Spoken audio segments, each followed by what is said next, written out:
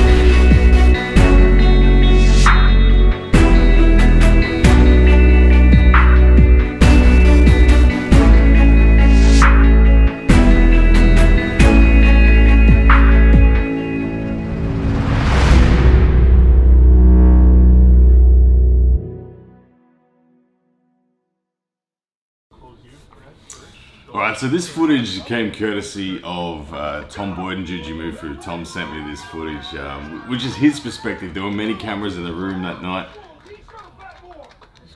and there were many cameras in the room that night. This is one of my favorite perspectives. Have a look at Evan. You guys think I'm gonna get tired from this? Where's you little redhead? There's Evan, of course, calling me out. He's supremely confident was Evan at this point in time. There was a Calcutta bet in the room. Someone had bet $850 to have Evan Burgoyne. He was the red hot favorite. But here he is against Craig Soublier in his opening round. You can see Evan looking pretty good.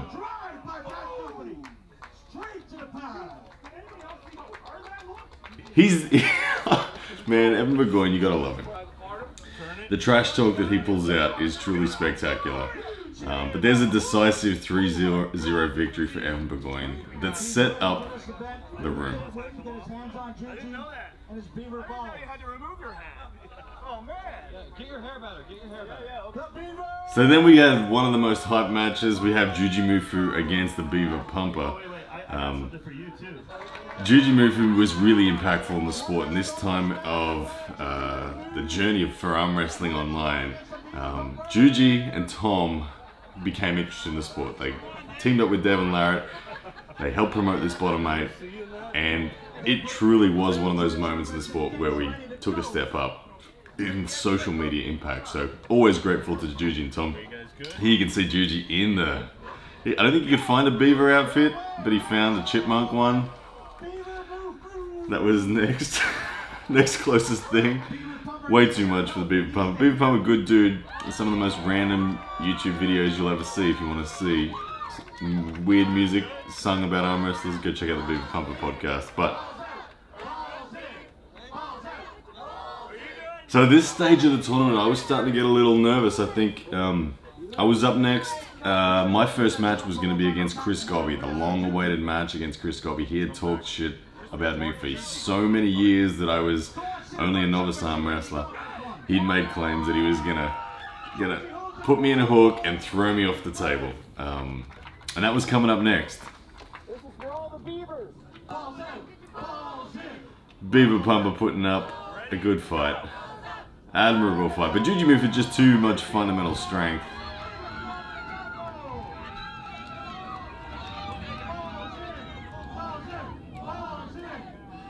Juji making a match of it for the crowd. Well done. The chipmunk slash beaver takes the win.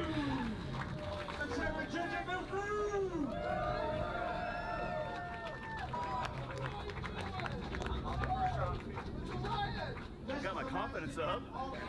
Here we go against Chris Gobby now. You see I was pretty confident, bang. Chris looks like he feels like he missed the start or something. There was nothing there. The side pressure was very comfortable for me to go through. He thought that I was going to have to top roll him. He didn't think I was just going to go straight side. Broadcasting live here today. You're complaining about him and you got your wrists yourself.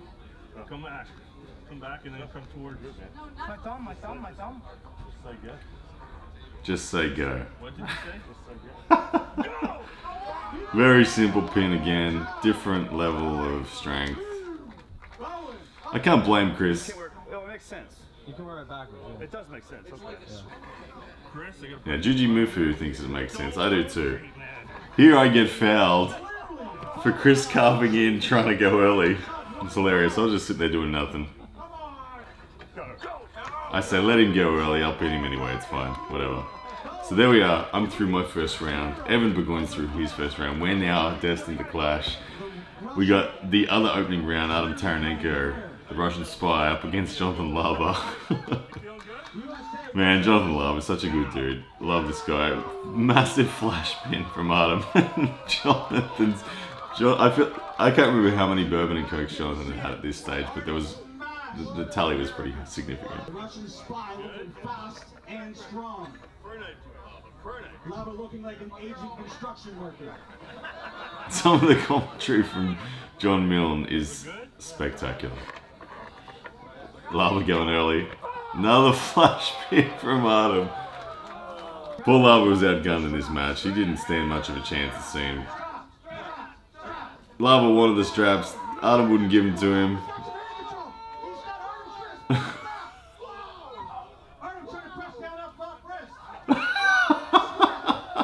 Just before the slip, Lava going for the pseudo punch in the straps. Adam forces the hook. Lava trying to top roll. There's two. Total three. Sorry, man. The ref's calling the match. Everyone's like, One for the first one. everyone's like, hey, nah, this is the bottom 8. Let this flow. Crowd's not happy. Lava's confused. Do it again. The crowd, the peer pressure too much for the ref there. And he's doing it again. Which was the right call. But Adam, far too much. Was never in trouble on that day. Maybe that's different now. I don't know. I love Jonathan Lava. Adam takes the win. Yeah, I get the pick, man. I get that. I'm the one that had her match. Wait, I thought I got to pick Gabi. Look at skinny Devon. It's on the B side. Oh, Look at his neck. Skinny Devon compared to what he is today. give me Artem. No. I want to pull you. So Juji was getting the pick of the draw. Out of all the winners, he could choose who he wanted next, and he chose Artem. Good choice from him. So now, the thing about the bottom 8 was it went in both directions. Winners went this way, losers went that way. So you can see Craig Soublier now pulling Beaver Pumper. This is to head towards the ultimate loser, as well as the ultimate winner. So this was one of the unique things about the tournament as well. We were going to have the bottom 8 determined from top to bottom completely. And Craig Soublier, of course, being a gentleman, was too much for Beaver Pumper. He's tired. Yeah, he's tired. He was going to change his tactic. He needs to hear his people. So like I said, to give you some more context on the betting that was going on in the background, there was a Calcutta auction before this tournament kicked off, and as I said, someone had put $850 to buy Evan Burgoyne. I think I was sold for like $550. Everyone else was kind of just a bit of money went on Artem, a bit of money went on Craig, but the rest was just kind of a fundraiser. I think there was about $2,800 in total to the winner of the Calcutta. So someone was going to be very happy, and someone was not. Alright, so Chris Gobby against Lava here. Again, this is the -8 heading down towards the loser side. Poor Lava was injured, couldn't do anything to Chris. He's sore. Chris is just holding center. Lava's laughing at himself in pain and awkwardness. Nothing going on. Chris just stonewalling. And there's the congratulations. Lava moves into the ultimate loser final. And here we go. This is the match that was going to determine everything. This for me is the most impactful match I've ever had in my career. It was the match that got me an invite to the WAL.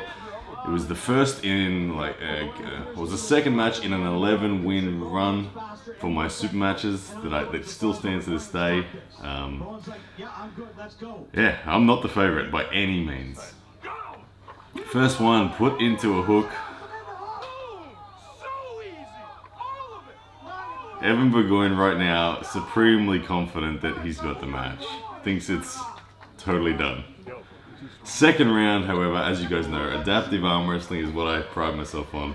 I get to the straps and something changes. Evan starts to feel something different. And there's the stop. Pronation, hidden hook, he can't pin me. High hook established. Right now he's panicking. Right now he's really worried. And I know it's done. I know it's done in here. I could pin, but I'm just going to regrip and bleed and let him work for as long as he wants. My shoulder's committed. It's done. The crowd's starting to be like, hang on, what's going on? And there's that moment. What all? Oh, that was a good moment. That was really good moment.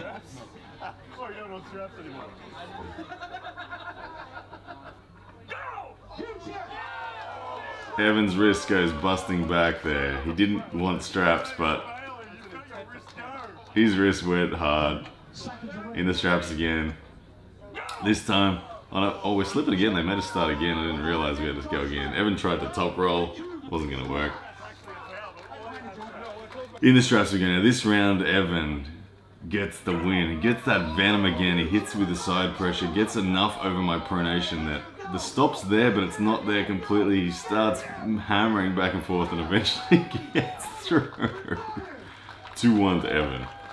At this point in time, I'm not too worried. I know that I'm on the good side of the table. The buckle's on his hand if we get the straps. And we're off the straps again. My competitor over there is holding a camera like you are right now, wearing himself out. Yeah, same one. Where is it? He's holding the camera. Juji facing Artem next, you can see. Devon, who do you have? Bowen. He's gonna win this one. The next one, I don't know. The final round's gonna be crazy. But I think he's gonna win this one. Yeah, good to see that Devon had me.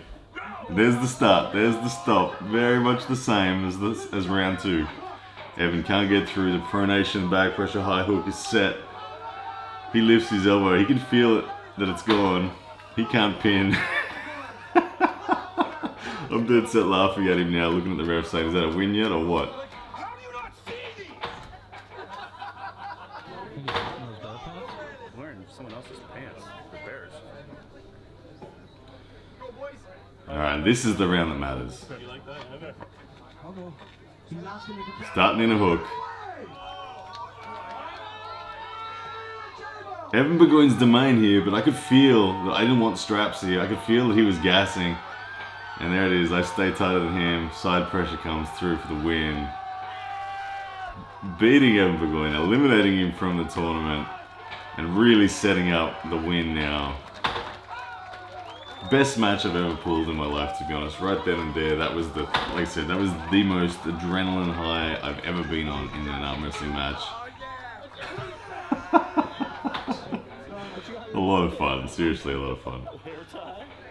Juji against Adam up next. This is again on the winning side. Interesting match. I think that the Juji actually does so much better here than people expected him to do. Adam was the favorite, the experienced arm wrestler, of course. Juji, first time he's ever competed in a pro sort of sense. I think he pulled a novice tournament before.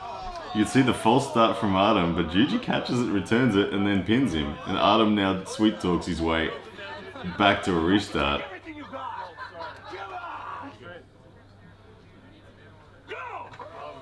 And there's the slip. And they don't strap it up for whatever reason. The crowd wants straps. Adam doesn't want a bar of straps. He genuinely, I think, was fearing what Juji was going to feel like in the straps. So they don't go to straps. And there's a stop, but another pin on the regrip. 1-0 Adam. Devon agrees, it was a slip. Why didn't we go to straps? Crazy. But Juji's not out of it yet. Juji shows some really amazing fundamental strengths. Looking for the straps, he's protecting his back pressure. He's not doing anything with his hand flop press for the slip. He gets the straps where he wants it. Now Adam's starting to feel the pressure. Square up a little bit. Just get the shoulder. Now I've pulled Juji in the straps. He's strong. He really is. Like I said, his fundamental strength is strong. And there's the stuff. Look at the look on Juji's face. He shakes the head. The wrist flexion there and boom. Looks so comfortable in the straps. It's ridiculous. Just pulls through Adam easy. Jody Larratt. So 1-0 right now. Right now Adam must be feeling so nervous. He doesn't want to lose to Juji when Adam's the pro arm wrestler. Keeps control of the hand and wrist out of straps again. Juji hurts his elbow. That might have been the moment there where Juji never really recovered from. For a long time, Juji, for months and months after, talked about the fact that his elbow was sore from this moment. So, there's all lava on the floor with the ice. Once again, Adam not allowing the slip to happen, and Juji with that injury in the arm doesn't really get stuck in, and Adam takes the win 3-1. So that sets up Adam against myself in the final for the ultimate winner, and it's Lava against Beaver Pumper in the ultimate loser finale. Juji Murphy though, as I said, amazing impact on the sport from this season. So here we are with Lava and Beaver Pumper doing their thing in the final. I remember Jonathan said to me that he would never Kings move. But with the injuries and the pain that he's in, look at this, there he goes. And I don't even know what to call that. Was that a slip, a pin? I don't even know. I forget. Both of these guys, you can see the poor pain in Lava's face. He's sore. He's hurt from Adam. and from Chris. And Beaver Pump is still pretty clean. He's still pretty fresh, and there's a pin. Again, look at the pain, the wincing in pain from Lava. He's real sore. 1-all. Lava coming in for the flop press now. He's not trying to hold on anymore. Oh my goodness. Look at this. Gets the control, gets the wrist back. Dad moving the Beaver Pumper now. Is it going to happen or what? Proper dad moving there. Before it was called the dad move, and the big side pressure hit. I think they call that a pin. Yes, they do. 2-1 Lava. I think he just wants to get to the bar. He wants this match over as quickly as he can. And this time he's maintaining the posting top roll and the wrist control. Beaver Pumper going on the offense, but Lava maintaining some reasonable shape and form. Where's it going to end up? I can't remember. One more year, the classic Devon Larratt call, referencing Matt Mask's attempts to beat him in the WAL. And there it is, the Beaver Pumper conceding. Lava not letting go of his thumb. And there we have it. Lava finishing 7th, Beaver Pumper taking out the ultimate loser, 8th position. And then we had the final against Artem. Now I was pretty tired from this, from my match with Evan. Pretty worked. We go straight into the hook, out of straps, and I can't pin Artem. First thought is I can't pin him. I can't just force through. I have to wait and be patient. And I would do that on a rotation sense. He starts the gas and I sense it and just pull through. 1-0, but straight away I know that this is not a simple match. Into the hook once again. Really the same story. I can't pin him. You see my offensive surges go nowhere. But Artem Taranenko's rotation is gassing more than mine. I keep resetting my rotation. You can see when I get on the outside of my elbow, that's me resetting my rotation, waiting for him to his shoulder to bleed and his rotation to bleed. And there it goes. Once it's bled enough, we roll through. Now, I think Artem changes the strategy. He wants the straps this time. He wants to feel something different. So he looks to slip, and I'm happy to slip with him. We end up in the straps. There we are. And again, I can't pin, and he changes to an outside pressure. It's coming up. There he goes, starting to drag back and rise and pronate. And now he decides to sit. You can see him looking me in the eye. I try to go sideways and my hand flattens and I'm like, uh-oh. So I start waiting. I start scooping it forward into hook. I start leaning forward, bring my shoulder forward, starting to cut more. You can see him opening and separating. He's starting to panic, and then bring the shoulder through, defeat his pronation, get the win, and take the tournament. And here comes the man who bet all the money on me, the person who spent 500 bucks on me, who picks up the 2,800 bucks. I forget his name. I'm sorry, dude. But that was a good night. Artem Taranenko take it second. So I won like a few $1,000 in that tournament, which was pretty cool. And it was, like I said, the most enjoyable arm wrestling tournament I've ever been involved in.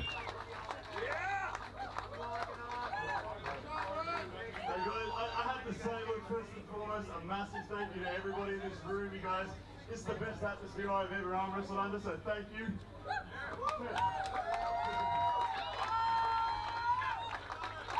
I also want to say thank you to everybody watching online. This is probably the best live stream we've ever seen in recent times. This is killer. YouTube, Facebook, wherever you are, thank you. To Igor Mazarenko, to Anna Mazarenko, the guys at the top 8, thank you for promoting the bottom 8. I think arm wrestling is at a beautiful place worldwide right now, and it's going to be an even better place in years to come. For everybody who's supported pound for pound arm wrestling, thank you. You guys have made everything I get to do possible. I get to be a full-time arm wrestler because of the support you guys show me, so thank you so much. There we go. And there's the gold bullion coin, Canadian coin, the one. One of the sponsors donated that. So yeah, guys, that was such an awesome event. As you heard there in the thanks that I gave on the mic at the end, even Igor Mazarenko and Anna Mazarenko, who were the promoters and organizers of the top 8, actually supported this, and they promoted this. And we had a combined viewership of like 20,000 people on the across the live streams. We had Devon's live stream, Juji's live stream, my live stream, Adam's live stream. We had so many live streams. We had an amazing environment going on.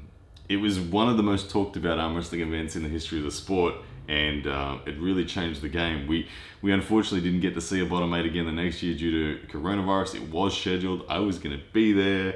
We were going to have Larry Wheels there and Juji again. It didn't come about, but I think the bottom 8 brand still lives on to this day. It's still very strong, and undoubtedly we will see it again. But all right, guys, I'm going to leave it there. Thank you once again for tuning in this. I'm going to leave you with something special though, rather than just end it here.